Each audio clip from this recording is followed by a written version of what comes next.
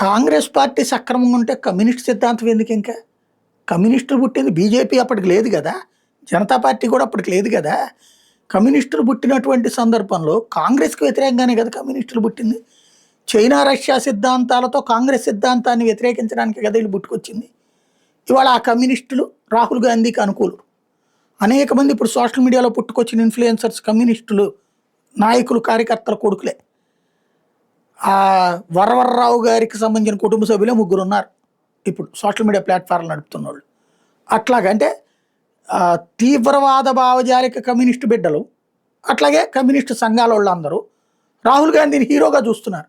కాంగ్రెస్ పార్టీని వాళ్ళ హీరోగా చూస్తున్నారు. కలిసొచ్చే కాలం వస్తే నడిచొచ్చే కొడుకు పుట్టినట్టు అనమాట. ప్రాంతీయ పార్టీలు ఎందుకు పుట్టుకొచ్చినాయి? కాంగ్రెస్ దురహంకారపూరిత ధోరణి అన్నటువంటిది.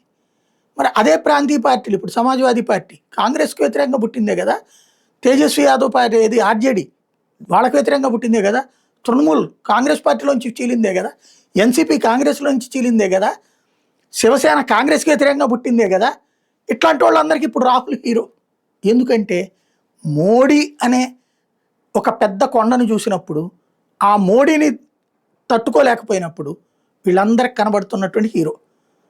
ఆ విధంగా రాహుల్ గాంధీకి కలిసొచ్చే కాలం. దీనికి తోడుగా భారతదేశం తమ చెప్పు చేతల్లో ఉంచుకుని ఓ మన్మోహన్ సింగ్ లాంటి ప్రధానమంత్రి, ఓ దేవగౌడ లాంటి ప్రధానమంత్రి, ఒక గుజరాల్ లాంటి ప్రధానమంత్రిని, ఒక వీపీ సింగ్ లాంటి ప్రధానమంత్రిని, ఓ చంద్రశేఖర్ లాంటి ప్రధానమంత్రిని ఈ దేశం మీద రుద్దినటువంటి విదేశీయుల యొక్క తెలివితేటలు, వాళ్ళ మీడియా వాళ్ళ చేతిలో ఏదైతే ఉందో అది మోడీతో అట్లా వల్ల కావట్లేదు కాబట్టి, అలాంటి మన్మోహన్ లాంటోడో, ఒక గుజరాల్ లాంటోడో కాంగ్రెస్ పార్టీ పేరుతో వస్తే బెటర్.